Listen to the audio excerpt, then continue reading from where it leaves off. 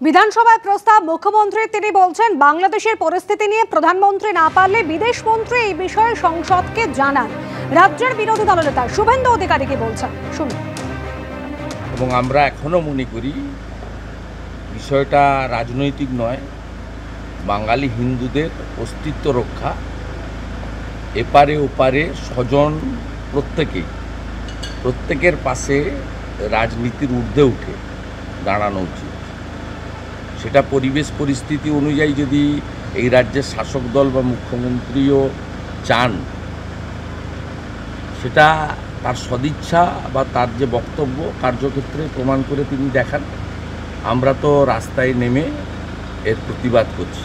আমরা যখন Bangladesh deputy high কমিশনে প্রথম আমি গেছিলাম এই ঘটনার পরে, তখন উনার পুলিশই 6টা ব্যারিকেড করে আমাদের আটকেছিল। উনি যখন বাংলাদেশে কোটা বিরোধী আন্দোলনের উপরে তদানীন্তন প্রধানমন্ত্রী হাসিনা ওয়াজেদ বা তার সরকার দমনপীড়ন চালাচ্ছিলেন, তখন তিনি আহ্বান করেছিলেন যারা আক্রান্ত হবেন আসুন, আমি তাদের শেল্টার দেব। তখন প্রধানমন্ত্রীর কথা, পররাষ্ট্র দপ্তরের কথা, পররাষ্ট্র নীতির কথা তার মনে ছিল না।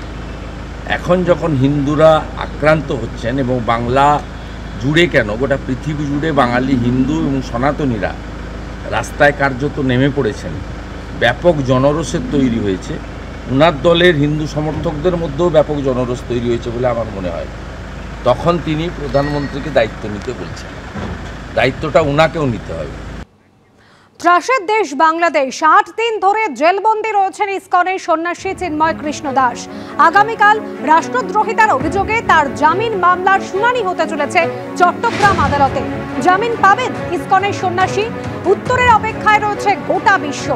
গত সোমবারে ইসকনের সন্ন্যাসী চিন্ময় কৃষ্ণ দাসকে গ্রেফতার করেছিল চট্টগ্রাম পুলিশ। এখনো পর্যন্ত বাংলাদেশে গ্রেফতার করা হয়েছে 5 জন সন্ন্যাসীকে। চিন্ময় কৃষ্ণের মুক্তির দাবিতে ওপার বাংলায় বিক্ষোভ দেখাচ্ছেন সংখ্যালঘুরা, যার আঁচ পড়েছে এপার বাংলাতেও।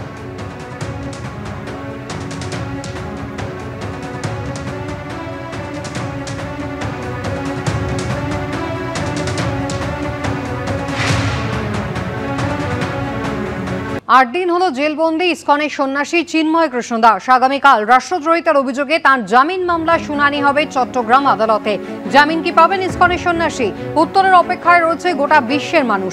গত সোমবার ইসকনের সন্ন্যাসী চিন্ময় কৃষ্ণ দাসকে ঢাকা বিমানবন্দর থেকে গ্রেফতার করেছিল চট্টগ্রাম পুলিশ। এখনো পর্যন্ত বাংলাদেশে গ্রেফতার হয়েছেন মোট 5 জন। চিন্ময় কৃষ্ণের মুক্তির দাবিতে ওপার বাংলায় বিক্ষোভ দেখাচ্ছেন সংখ্যালঘুরা। বিক্ষোভের আঁচ পড়েছে এপার বাংলাতেও।